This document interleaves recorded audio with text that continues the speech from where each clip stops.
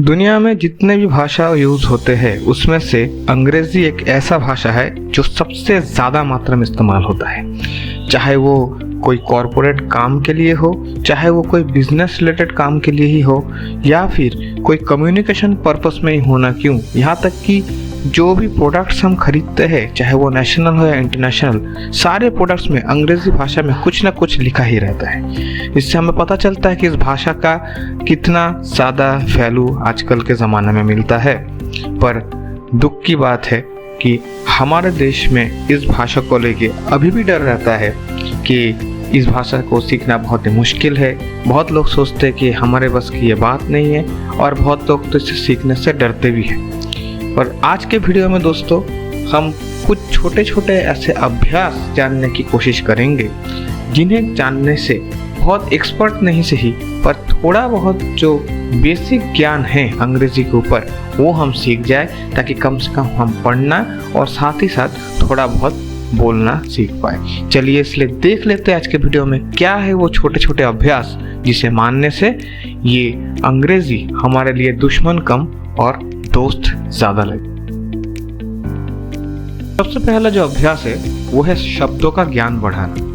कोई भी भाषा में अगर मुझे शब्दों का ज्ञान नहीं रहता है तो मैं कभी नहीं जान पाऊंगा कि क्या बोलने से मेरा कौन सा भावना सामने वाले के पास जाहिर होगा, खासकर अगर वो भाषा मेरे खुद का ना हो तो। इसलिए कोई भी भाषा सीखने से पहले उस भाषा का शब्द जो है वो जानना बहुत ज़रूरी है, चाहे वो क ख ग हो हमारे हिंदुस्तान के भाषा जैसा, या फिर अंग्रेजी का ABCD ही क्यों ना हो। हर शब्द, हर अल्फ़ाबेट, हर चीज़ का एक वैल्यू रहता है। इसलिए जो भी भाषा हमें सीखना होगा उसका शब्द और उनका मतलब जानना बहुत ज़रूरी है। इसके लिए हम एक छोटा सा अभ्यास कर सकते हैं।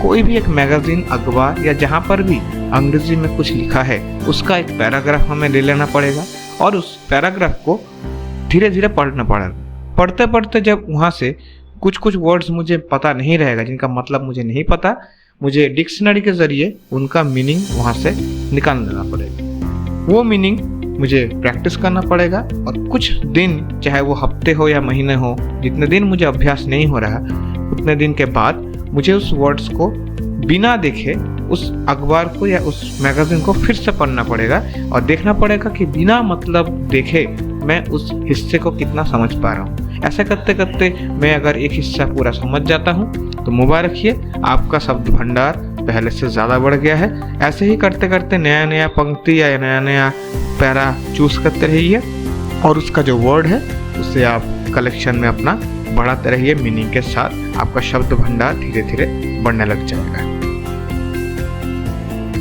दोस्तों, कोई भी भाषा को सीखने का एक और तरीका है उस भाषा का जो बोल है उसे सुन के समझना और उसका प्रैक्टिस करते रहना। कुदरत ने हमें ऐसे बनाया है कि जिस भाषा को सुनते हुए हम बड़े होते हैं, बड़े होने के बाद उस भाषा को बड़े आराम से हम लोग बोल पाते हैं। यहाँ तक कि अगर हम बचपन से लेकर बड़े हो जाने के बाद भी उस भाषा को छोड़ के कोई नया भाषा भी इस्तेमाल करना चाहते हैं तो सेम तरीके से ही हम उस भाषा में अपना महारत हासिल कर सकते हैं। इसके लिए एक छोटा सा अभ्यास हम कर सकते हैं।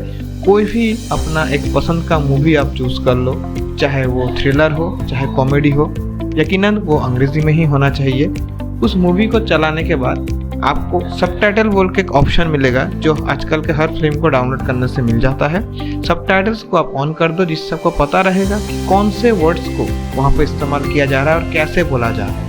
आप अपने आंखों से सबटाइटल्स को फॉलो करो और अपने कान से उस बोल को समझने की कोशिश करो। ऐसा करते करते एक दिन वही फिल्म आप बिना सबटाइटल्स के देख के अगर समझ सके कि क्या बोला जा रहा है और कहाँ पे किस वर्ड को कैसे स्पेल किया जा रहा है तो आपको उस दिन समझ में आ जाएगा कि आप सुन के भी अंग्रेजी शब्द को पकड़ना सीख गए हो और धीरे धीरे आप और एक कदम अंग्रेजी बोलने की तरफ आगे बढ़ पाओगे।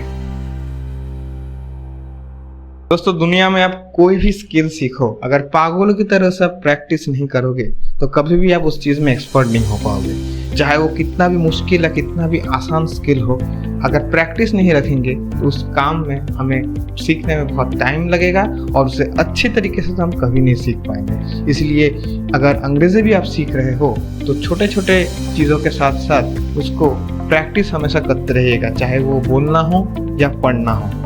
चाहे आप अपने दोस्तों के साथ बैठ के ग्रुप डिस्कशन में एक दूसरे से अंग्रेजी में बातें करो, या फिर अगर आपके साथ कोई नहीं होता तो खुद ही अपने साथ आईने के सामने खड़े होकर आप बात करो, फिर भी उससे आपको बहुत ज़्यादा इम्प्रूवमेंट मिलेगा। आपको लोग पागल बोले, आपको लोग हंसे, उससे कुछ फ़र्क नहीं पड़ता, क्योंकि आप अपने इम्प्रूवमेंट के लिए ही ये काम कर रहे हो।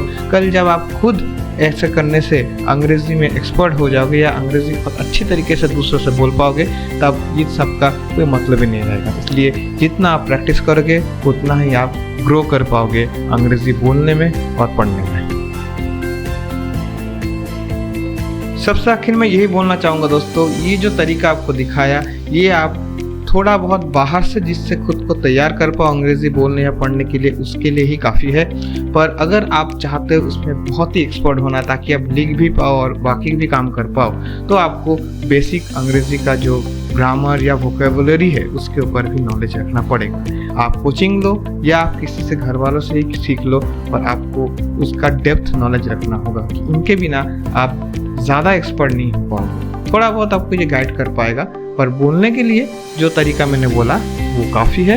आप उससे थोड़ा बहुत बेसिक तरीके से बोलना और समझना सीख जाओ, ये मेरा वादा है। अगर वीडियो अच्छा लगा दोस्तों तो सबके साथ शेयर कर दीजिएगा और लाइक भी करना मत भूलिएगा। और चैनल पर अगर आप नए आए हो तो सब्सक्राइब ज़रूर कर लीजिएगा, ताकि आगे चलते हुए ऐसे वीडियोस आप और देख पाए और आप अपने नॉलेज को बढ़ा पाए। तब तक मैं लेता हूँ आपसे इजाज़त। नमस्ते, थैंक यू, बाय बाय।